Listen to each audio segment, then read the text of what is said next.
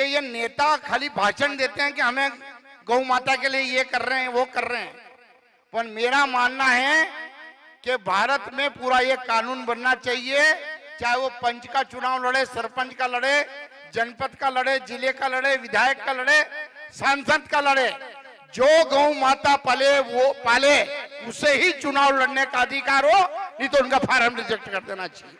मंदसौर जिले की सुवासरा विधानसभा सीट से विधायक हरदीप सिंह डंग ने एक धार्मिक आयोजन में बात कही है। यूं तो राजनेताओं के ऐसे भाषण आम बात हो चले हैं, लेकिन डंग ने बहुत खास अंदाज में यह भी बताया कि गाय की सेवा के नाम पर गाय को पूजने की बात कहने वाले लोग ही किस तरह पाखंड भी रचते हैं। और एक गांव में अगर 25 गाय घूम रही हो तो 500 आदमी टेंशन में रहते हैं। जो सनातन धर्म की बात करते हैं, हिंदुत्व की बात करते हैं, वो कहते हैं कि इनको पठार पे छोड़ के आ जाओ, इनकी व्यवस्था कैसे करें।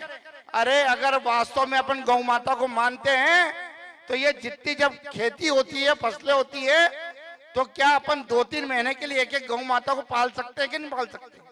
डंग के ये तेवर ऐसे समय दिखे हैं जब मुख्यमंत्री डॉक्टर मोहन यादव ने इसी साल से गोवर्धन पूजा के लिए गोवर्धन पर्व की परंपरा शुरू की है।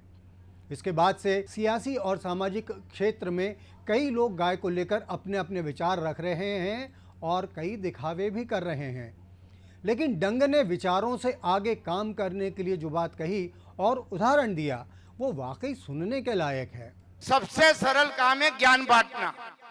सबसे सरल काम क्या है और सबसे कठिन काम क्या है, उस पे चलना। एक ज्ञानी जी ज्ञान बांट रहे थे, कौन सा, कि शराब पीना गलत बात है, उससे सामाजिक, आर्थिक, मानसिक सब नुकसान होता है। तो सबने ताली बजाई कि ज्ञानी जी बहुत अच्छी बात बोल रहे हैं और ये शराब वास्तव में खराब बात है। और वो ज्ञानी जी गए शाम को कुटिया में, ढक्कन खोला न चालू, वो एक भगत जी निकले, क्यों ज्ञानी जी आप तो सुबह कह रहे थे कि शराब पीना गलत बात है। तो वो बोले ज्ञानी जी कि मैं कुछ भी करूं तुम्हें सही चलने के लिए कह रहा हूं ना मैं तो। मतलब कि आज व्यक्ति क्या कह रहा है, गौ माता की बात तो सब कर रहे हैं, पर किससे कह रहे हैं, दूसरे से। शिवराज सिंह चौहान सरकार में मंत्री रहे डंग आगर मालवा जिले के सालरिया में कामधेनु गौ अभयारण्य में चल रही कथा में बोल रहे थे और इस अंदाज में उन्होंने गाय प्रेमियों की तथा कथा सुनाने में भी कोई परहेज नहीं किया। अब इस तंज में नेताओं को भी लपेटकर डंग ने किस किस को तंग करने की कोशिश की है, ये तो वो खुद ही बेहतर जानते होंगे। बाकी उन्होंने जो कहा उसमें दम तो है।